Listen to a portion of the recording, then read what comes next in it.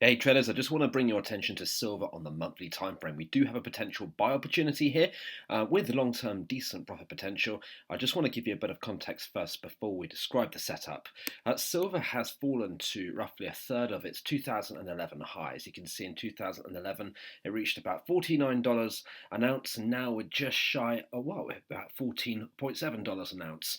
What is more is if we apply the technicals to it, we can see that silver is rejecting the 0.786 Fibonacci retracement level, which is a significant Fibonacci retracement level, might I say, in terms of Fibonacci-based support. What is more is if we zoom in to the moving averages, we can see that silver on the monthly time frame has been supported by the 200 exponential moving average. We can see we've had two tests, prior tests, got one test back in 2016 January, and we've got our second test, which was a decent low test in July 2017. But more recently, we have this bullish pin bar reversal, which represents September's bar of price. As you can see here on the monthly time frame, it's closed on the 200 exponential moving average, and what looks to be is the fact that we have a break of the high, and we can reasonably expect a resumption to the upside. We are at the bottom here of a well-established range. We can see that this level hasn't been breached. You can see right here, if we just draw this horizontal level of support in, that price hasn't been below this point ever since August 2009. So that to a lot of value seekers will scream like a great opportunity to potentially buy. So given the fact that price has not been below this level for 9 years, and silver and gold, they are historically very safe investments when it comes to economic instability, and they are traditionally therefore a safe haven. So how are we going to enter this one? Well, what we could simply do is we can enter at the break of the high of September with our stop loss above the high. Let's just zoom in. There we go. Entry above the high, stop loss below the low. But if you want a slightly more aggressive entry, and this is what I've done, we can simply identify the fact that we do have a higher low here 2 weeks ago.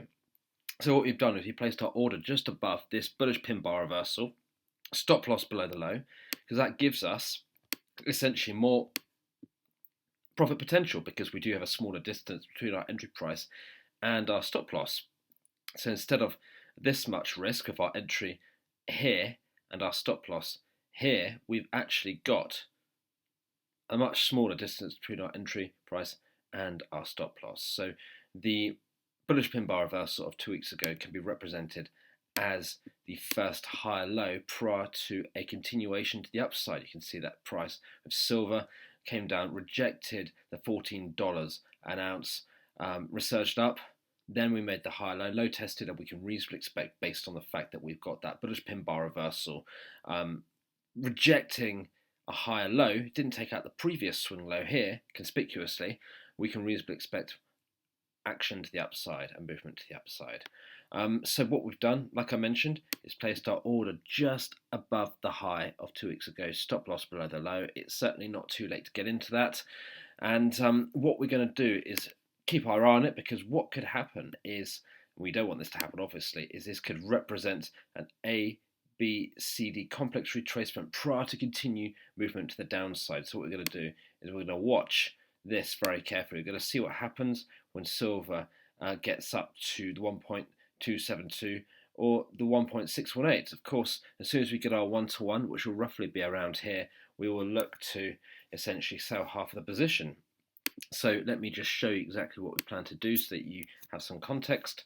So just to really give you clarity, our entry price was above the high 2 weeks ago, our stop loss below the low, and our first target will be the equivalent of the 1.272 Fibonacci extension, given that that could be representative of a complex retracement. We could see further downside movement. Remember that precious metals have been taking a lot of heat lately, and historically I know that we're heading towards a seasonal bull market for silver and gold, and well, we could get it early this year, you never know, but historically mid-December is where we see the bulls charging into the market. So what could happen between now and then is, if silver doesn't come through and it doesn't respond or reject or go through these levels, should I say, then we can reasonably expect it to come back and test this level again, or even make a new low prior to the Santa Claus rally. This is what we're watching out for.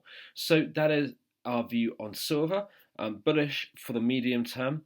We have an entry based on the high of 2 weeks ago, stop loss below the low. We'll be scaling out at the 1.272 with the view for silver going upwards. Remember that silver, there is a lot of profit potential if it does obviously go in our direction, and let's exemplify that.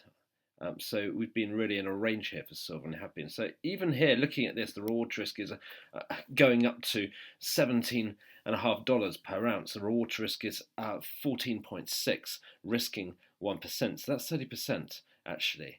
If you're risking 2% like we do. Okay, so the reward risk is definitely there. We've just got a few pitfalls in the way, and these are the 1.272 and the 1.618 Fibonacci extensions.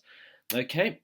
So there you have it. The argument to go long on gold is a solid one, and of course no trade is guaranteed. We just need to work out the reward to risk and be mindful of the fact that when we are trading with good reward to risk, the winners well and truly look after the times when we have broken even and had those frustrating loss-making outcomes. Okay, so that's silver. Happy trading, folks.